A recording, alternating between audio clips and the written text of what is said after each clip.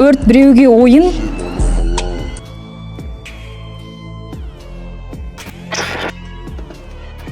ал біреуге өмір.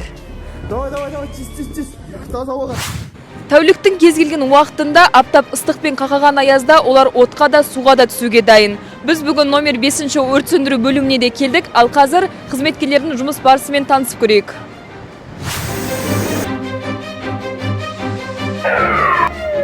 Өрт сөндірушілердің жұмысы сағат 8:30-да басталып, бір тәулікке жалғасады. Ал бөлімнің байланыс пункті қалай жұмыс істейді, бірге біліп көрейік.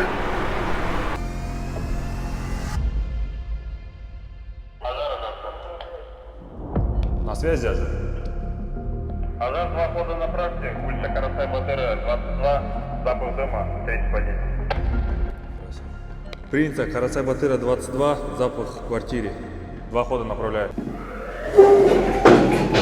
Міне дабыл соқты, енді 1 минуттың ішінде қызметкерлер өрт сөндіру бөлімінің ішіне шығып кету керек.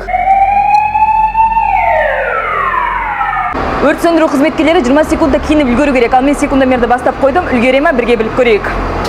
11 секунд өтті.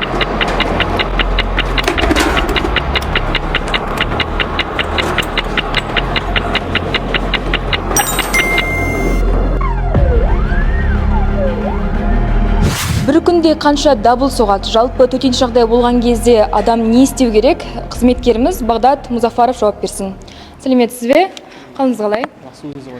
Жалпы соңғы 3 айда қанша рет дабыл соқты? Бір өзіңізге есте сақталған жағдайлар бар ма?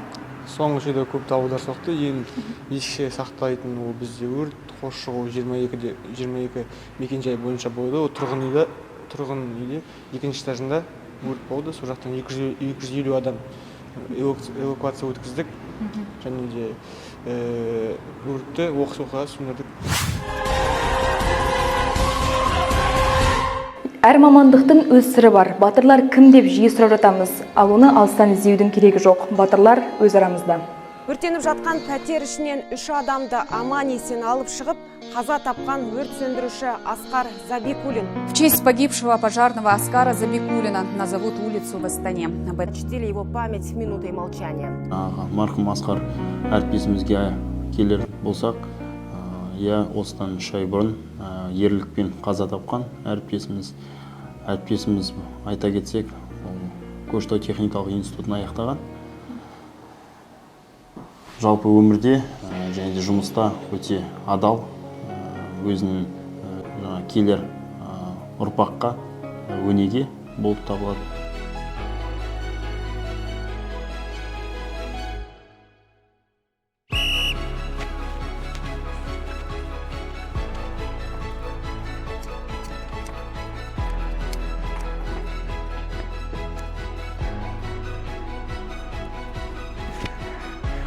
Міне, отпен арпалысқан ағландардың әр күні осылай өтеді. Дайындықпен әрі күш керек. Тілсіз жау орын алған жағдайда 101-ге хабарласыңыз. Әмина Марданманова, Қазақ Ньюс.